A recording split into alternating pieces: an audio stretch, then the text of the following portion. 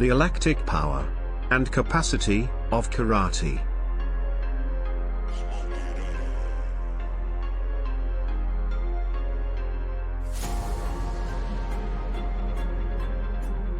As we discovered, from what is conditioning training, the alactic energy system is the least tameable and highly heritable. However, that doesn't stop us from developing our ability to make strong attempts. Kumite. The greatest technique to develop power striking is to adhere to our alactic power recommendations and, after completely recovering, perform 7 to 10 seconds of all-out strikes against pads or bags. To supplement alactic power, further jumps, throws, and plyometric workouts should be added to the mat. For instance, maximal medicine ball throws for height, maximal jumps for height or distance, or plyometric workouts with the aim of jumping as high as possible, with the least amount of time spent on the ground. Alactic capacity may be trained using the same technique, but with just 10 to 15 seconds of exertion and 20 to 90 seconds of rest. For instance, split squat jumps for 15 seconds, then 30 seconds of recovery.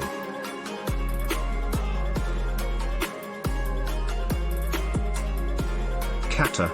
In order to build alactic strength, kata training must be done entirely off the mat. This is the primary difference between kumite and kata, even while some kata incorporate several jumps into the movement pattern. Practicing the kata alone is generally not going to yield the optimum results.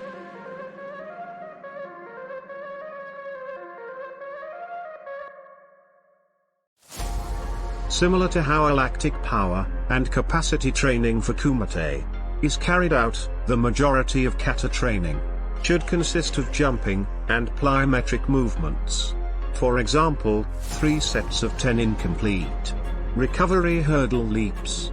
Alternately, when fully recuperating, carry out 3 sets of 3 to 5 jump squats.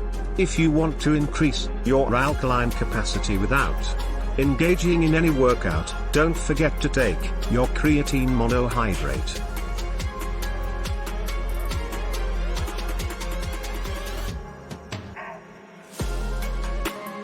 The power and anaerobic lactic capacity of karate. Neither karate, kumite or kata heavily rely on the anaerobic lactic energy system. Karate performance will likely be enhanced by an alactic energy system with a large supply of ATP and the ability to quickly refill it, and having a strong aerobic energy system that can be utilized to deliver more energy as a competition day or kata lengthens.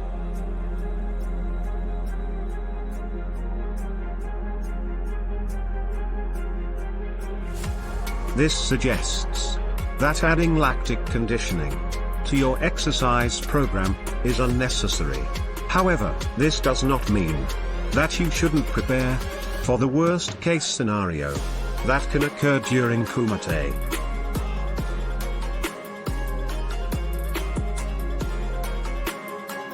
The worst case situation in kumite. The best way to prepare for the worst case situation is to spar with a training partner who will serve as your opponent.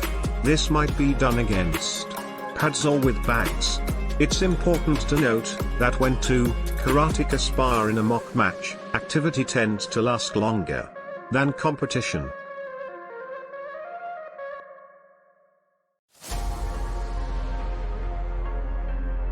The very worst, in order to fully prepare the athlete for the worst case scenario that can happen during a competitive match, reining is good since it enables you to regulate the training conditions unique to your sport.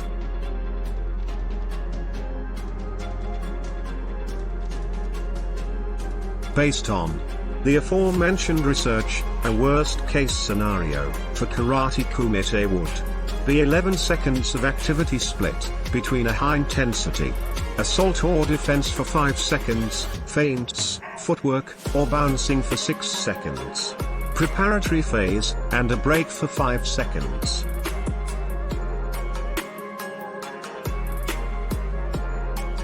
Repeat this for as many rounds as there are in the fight, which would be around 8, for a 2-minute kumite. For illustration, A 6-second pre-phase in round 1. B a 5-second attack or defensive period. C a 5-second rest period.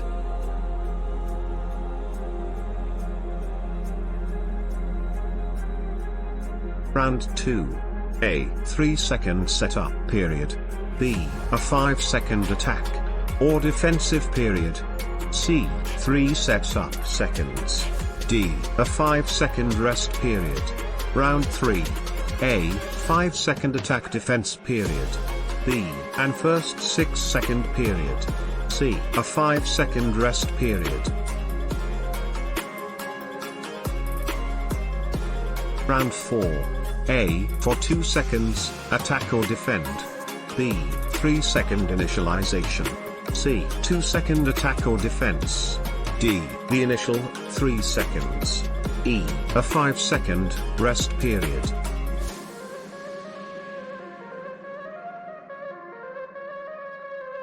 You can carry on in any arbitrary sequence.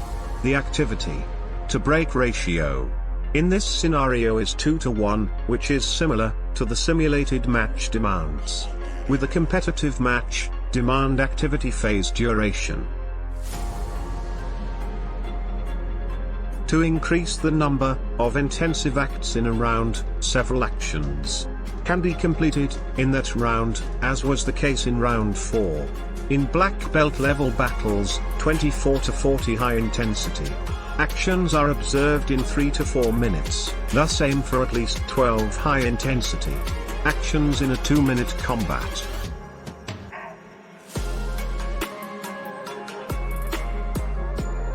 Analyze your own matches, or previous matches, in your competition, to see if you can see any trends in the ratios of action to breaks, as I've advised in some of my earlier publications on conditioning.